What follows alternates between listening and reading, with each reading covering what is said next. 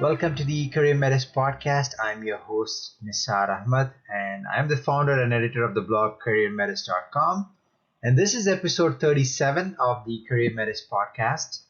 And for today's episode, we have a returning guest. A few episodes ago, we spoke to Brian Howard, author of The Motivated Job Search. During that particular interview, Brian shared some great tips about the entire job search process from beginning to end, right from searching, creating a resume, all the way to a successful job offer. Now, in this particular episode, we will speak on the topic of networking. And Brian is an expert on the topic. He has coached clients all across the country on this topic, and he has also written a book called The Motivated Networker. Today, we'll also hear more about the book. Hey, Brian, welcome back to the Career Metis podcast. Hi, Nisar. How are you? I'm doing great, thank you. It's the last day of the year for everyone. This is this being recorded on December 31st, so it is exciting. That's all. How about yourself? Yeah, it is. Oh, I can't complain. Looking forward to 2017. Yes, absolutely. And the funny thing I always say at the end of every year is, wow, this year went by very quickly. All I remember is January 1st, 2016, and here we are. No doubt. All right. So, Brian, I wanted to get into the topic of networking, and it is something that almost every career coach, including yourself, have talked to me about. So, in your book, The Motivated Networker, you provide a definition for networking that I'd like you to comment on. You specifically define networking this way. This is an excerpt from your book. Professional networking is developing and maintaining reciprocal relationships with other professionals that over time could result in a career or business opportunity. The power of a network is measured by the number and quality of relevant relationships you have. Yeah, it's a simple definition. I mean, it's just 2 sentences long. So let's kind of take it apart. Let's examine some of the important words that are in the definition. Okay, professional networking is developing. Okay, there's the first word. Understand that professional networks are not granted to you. They're not granted to anyone. They are built. That means you have to reach out. That means that you have to connect with other professionals.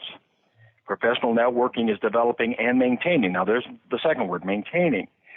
Once you create a professional connection or a relationship, it's got to be nurtured, okay? And nurtured can run from a simple momentary interaction, or it can be a long conversation, okay?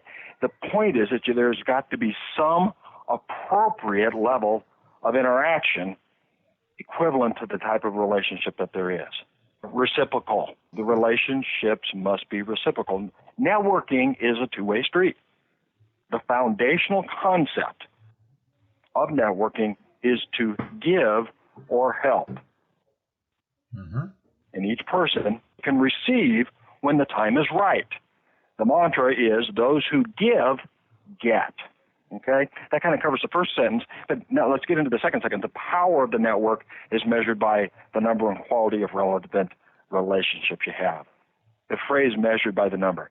To be truly useful and powerful, a network must be populated with enough contacts for your job search purposes and for, frankly, your business purposes. A small, real tight network is fine, but you have to be conscientious of the fact, is it large enough to move forward? And then finally, the quality relevant relationships. I mean, your network must have the right kinds of connections. For the purposes of the job search, the right kind of connections are those that can hire you or help you. That's kind of the way it wraps up, at least from a definitional standpoint. No, that's thanks for clarifying that, because I think you've given a thorough definition of what networking is. Everybody has different perceptions. I think you've covered all the important facets. So thanks for doing that. The next thing I Oh, want to my talk pleasure. about is the mentality or the mindset. You write about something called a networking mentality, and Hmm. basically you identify several attributes and attitudes that can make someone's job search more effective. Can you talk about these attitudes or mindsets? There's several of them, and they're really, certainly not hard, but you just have to be aware of them. To truly be a successful networker, for a job or for that matter in business in general, it's imperative that you embrace certain attitudes to make your efforts, effective. All right. The first is it's a matter of being sincere. A skilled professional networker shows genuine interest in the relationships and communications with others. That means taking the time to have meaningful engagements properly gauged by the depth of a relationship. Now, I just touched on that just a second ago. This could mean a 30-minute conversation, or it could be just a brief exchange of emails at the right time. The attitude of being helpful. This goes absolutely straight to the heart of proper professional networking. You have to offer to help. Give others what they need, and they will return the favor. Always be on the lookout to provide value to others whenever you can, with the expectation of receiving nothing in return. And that means giving unselfishly. The rewards will come later as the level of trust and rapport grows. You also learn when you do your networking, what is of interest to your connections. And if you discover an item, it could be an article, it could be a referral, it could be a business lead, there are so many more, and you feel comfortable that it would have substantial or noteworthy value to the connection, by all means, pass it along to them. Then there's the attitude of staying present. And this one is important because, as you network, be present in the moment, whether interacting on a face-to-face basis, by telephone, even online. Give your undivided attention to your contact. There's anything more discomforting when you're networking with someone and all they're doing is looking over your shoulder to see who else that they can talk to, or it might be somebody, perhaps more important in their mind's eye than you. That's not proper networking. Proper networking is being present there at the time. And then that kind of leads into the next attitude. It's really a communication style. It's listening. The best networkers in the world do one thing really well. They listen.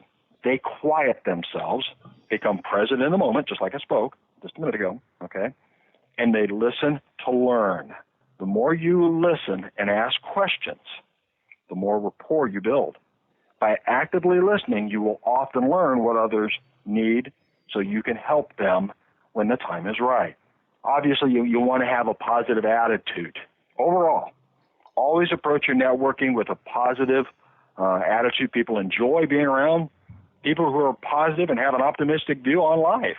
Your connections will want to engage with you because they'll begin to look forward to seeing you, because nobody wants to engage with a known sad sack. You got to have patience when you're networking, and you got to play for the long term. Approach your networking as an investment that will grow in value over time. When you do it right, it can pay dividends for the life of your career. And then you have to follow up. Following up after an engagement is absolutely critical to the development of the networking relationship. When it's done timely and professionally, it's going to differentiate you from others, and it's going to elevate you in the mind of the person that you interacted with. When you promise to do something as a result of a networking interaction, by all means, follow up and do it. And now when you embrace these attitudes, and none of them are hard, you're going to approach your networking communications with the right frame of mind, and you'll develop more quality, relevant relationships faster that will last longer and, arguably and potentially for your entire career. Wow, that is very extensive, and thanks for going into great depths there. Because if I can summarize what I felt and what I heard is, it's there's a lot of core concepts about being sincere, being someone who actually adds value, gives, and also who puts in time into that relationship to nurture that. So there's a lot of it's a lot of key tidbits there. So thanks for summarizing that, and that's the message I got. It's also about adding value, giving, and staying in touch. Absolutely, exactly. Okay, perfect. Going back to the job search, I've heard this many times, and you hear this every time. Everyone hears this, that one of the most effective methods to land a new job is not by applying on job boards, but by networking. So, in your Mhm. opinion, and you have coached a lot of clients on this concept, why is networking so effective compared to any other traditional job search methods? Here's the thing. When you're networking and you're talking to people and things begin to, people refer you to other people and things like that, what you're going to get into is tapping into the hidden job market. Networking gets you connected to opportunities through people that are frequently under the radar. A lot of times the position isn't even advertised or not advertised yet. And so you're engaging in opportunities that, really aren't public knowledge a lot of times. The networking component of a job search can decrease the time that it takes to land a new job for that reason alone. Networking is a proactive job search tactic. People you know or have been referred to are more likely to speak and meet with you because of the referral, because of the connection. And the more communications you have, the closer you're getting to the next job offer. And it also, networking also, reduces competition because posted jobs, as you mentioned, can and often do draw a pile of resumes. A lot of them aren't even remotely qualified. And by being networked into it, it can make you a preferred candidate of a much smaller candidate pool. I heard a stat here not too long ago. I read it where if you get referred in by way of networking to a position, you have a 1 in 7 chance of getting that job. If you come in online or post to an online, application or something like that, it soars to 1 in 118. That's less than 1%. You choose the odds you want. That's kind of the essence of the power of networking right there. And networking, it introduces you through it's a common connection, and it can expand your network overall. People do business predominantly with people that they know, they like, and respect. And as you get networked in and could get referred into opportunities, you're getting an upper hand. And by all means, the networking, it's practice for interviewing, and it builds self-confidence because networking creates phone conversations. It creates lunch dates. It creates research interviews. And these are opportunities to practice interviewing skills. They'll boost your self-confidence and awareness. And it gives you a good feeling that you're moving forward in your job search. And those feelings of success, that improves your overall communication. It leads to better interviews. Having confidence, it simply creates a better feeling that you're moving the job search forward, and you're going to do better in the interviews, and it's going to lead to more job offers. Hope I didn't ramble too much on that one. No, that is really great. It talks about all the benefits of networking because it tells you, it gives me the reasons why networking is so powerful. Especially that particular stat really stood out for me because you said that if I apply a job on a job board, my odds of getting that job is 1 in 118, which is a lot, an increasing odd. Versus if I do it by networking, it is the odds are much higher. So that itself should be an eye opener for people listening to this. So the next thing I want to talk about is one of the things I've come across in your book. It's unique concepts I came across. You talk about two levels of networking connections. One is something called your cabinet, and the other is your sales company. So can you talk about both? Maybe starting off with what do you mean by your cabinet? This gets into some very interesting concepts and pretty cool stuff. Let me play it this way, okay? For example, President of the United States has a cabinet, okay, as does most countries in some form. It's a select group of trusted advisors. In the United States, that's composed of the vice president and the heads of the executive departments of the government. In total, 16, thereabouts, not including others, who the president can designate at his discretion. Okay? The punchline here is, for a job seeker, they also need to create a cabinet of trusted advisors. Now, here's a definition, okay, that they created that can guide the thinking and the selection of developing, the cabinet, okay? Professional networking in cabinet is a select group of people in your professional life who you trust and can call upon knowing that they will undoubtedly help you in any way reasonably possible. Now, this can include providing you with advice, introductions, mentorship, tough love, referrals, insight, recommendations, and many other things. It, too, is a reciprocal relationship, knowing that they can count on you as they need it in the same way. Now, let's take it apart a little bit. It's a select group. Your cabinet is likely small, somewhere in that 5 to maybe 10 people, maybe a little more, but that's about it. Okay, and these are people that you created and maintain close relationships. It's likely that the cabinet will be people that you've developed and are currently developing a very close personal and actually more professional relationship.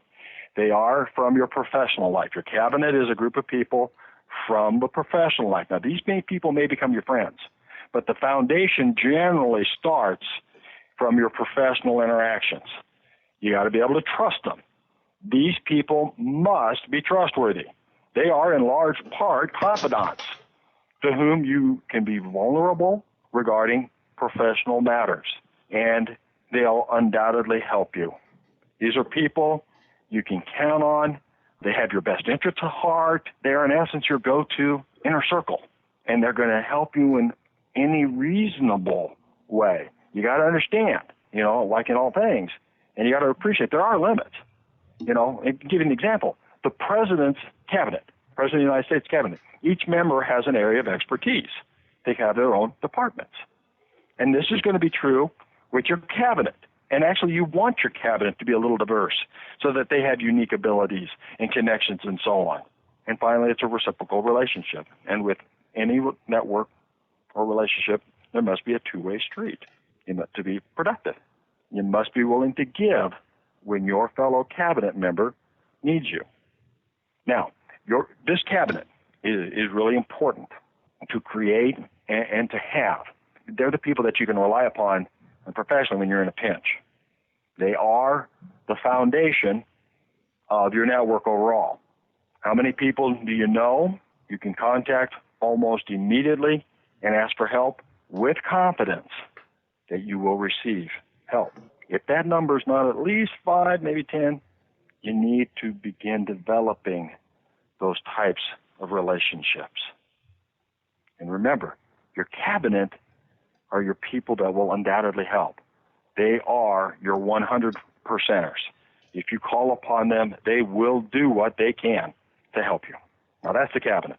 That's a great analogy, and thanks for explaining that. So the next concept you also explain is there's something called sales company. And so what is your sales company then? Okay, now that goes to the next layer. You got your cabinet, and your cabinet's at the base. They're the foundation. The next layer is your sales company, and the words were chosen by design. Okay, let's talk about the first one, sales. It is a sales company, as you know, and everyone should. Salespeople promote the products and services of their employer. They assist buyers.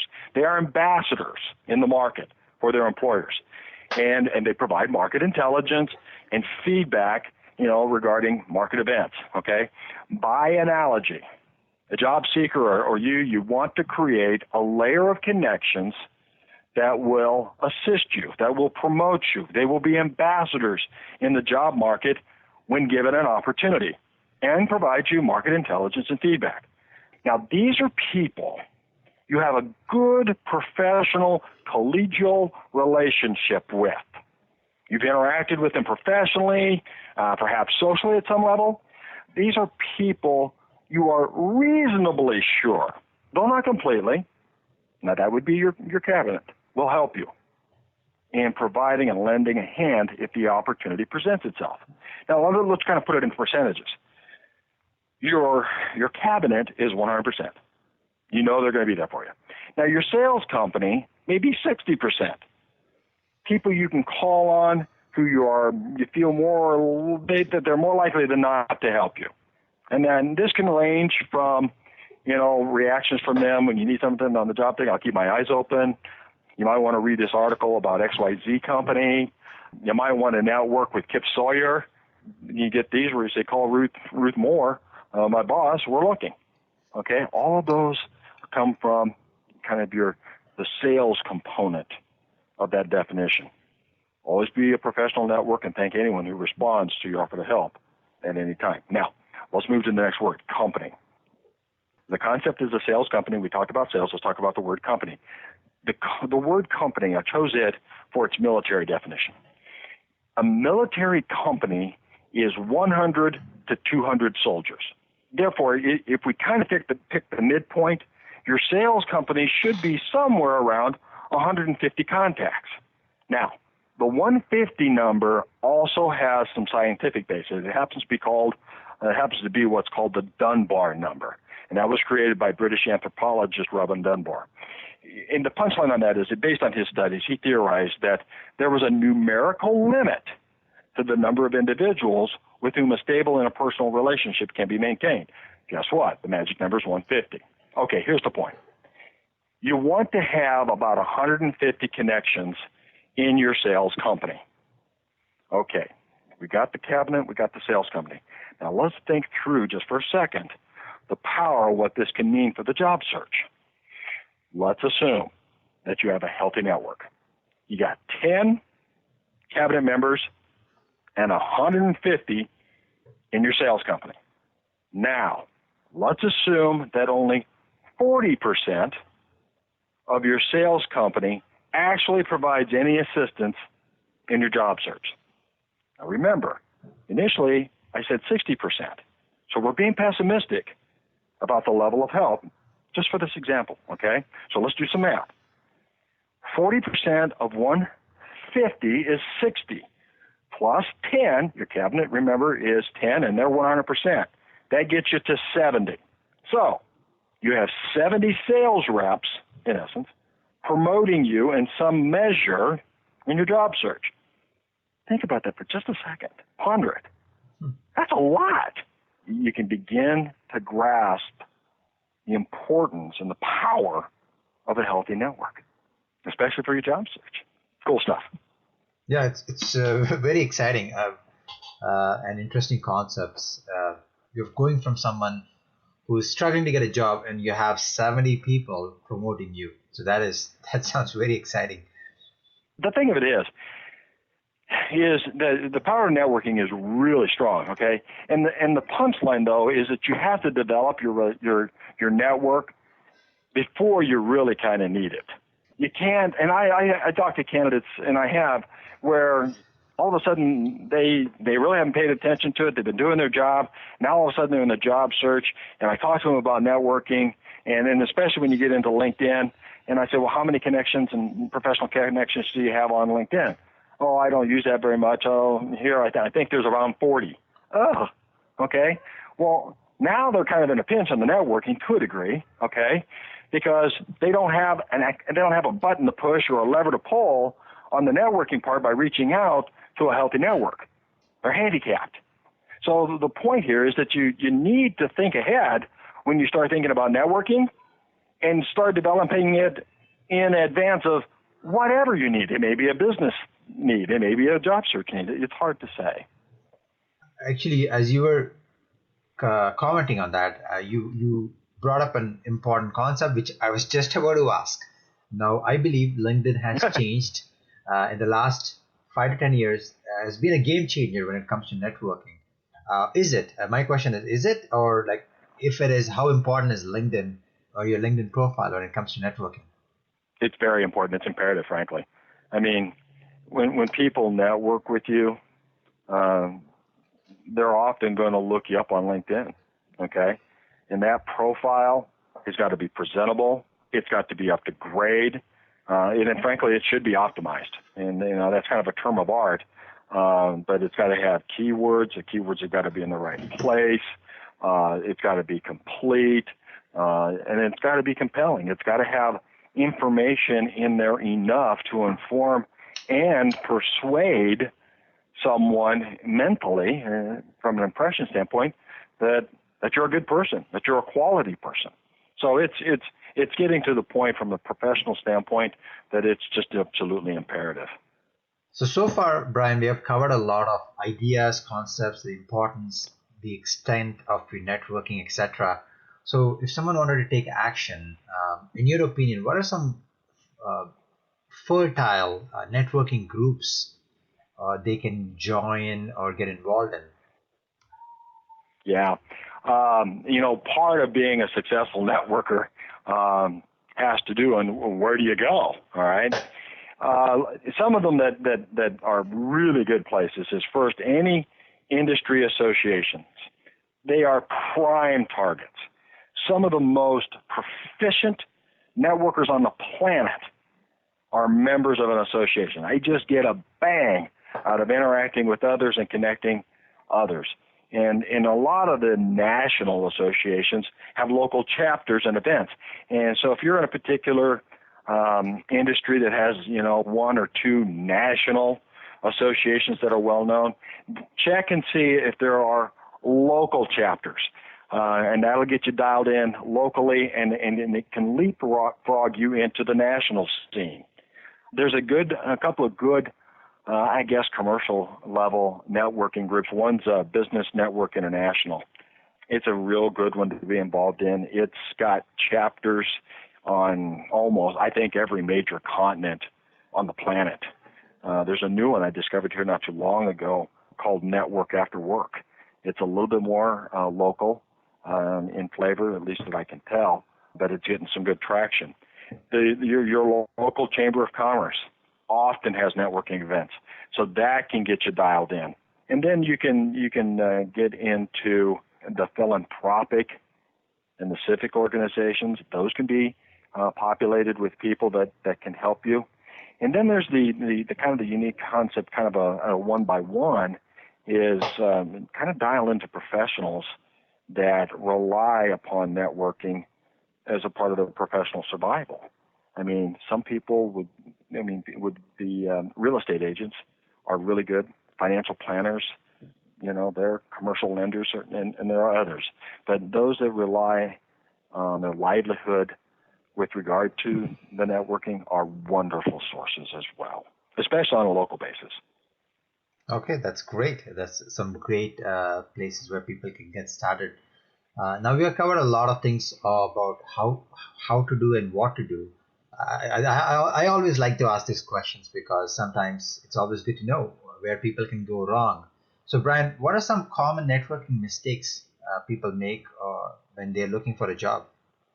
Yeah, the one I see sometimes is you not being intellectually selective on who you're networking with. I mean, for the purposes of a job search, the concept is that you want to network with those that can hire you or help you, okay? And a lot of times some people fall into networking with people that, cannot move your job search forward. I mean, kind of an absurd example is networking with a pastry chef when you're a robotics engineer. I mean, that's just not going to get you anywhere, okay?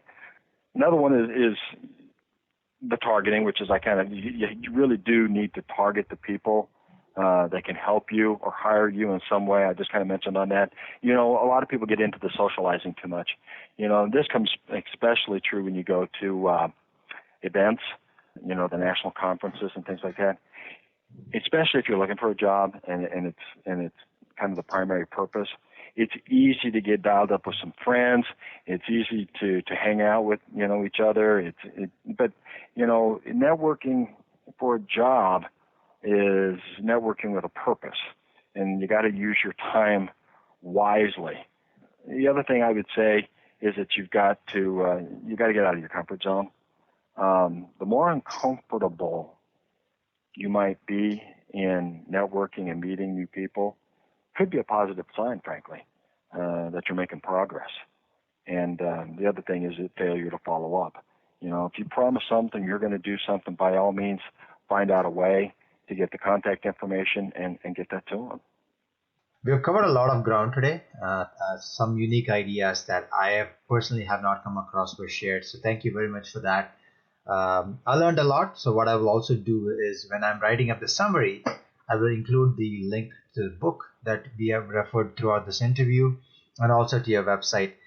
Before we wrap up, any final thoughts, any last words that you would like to add?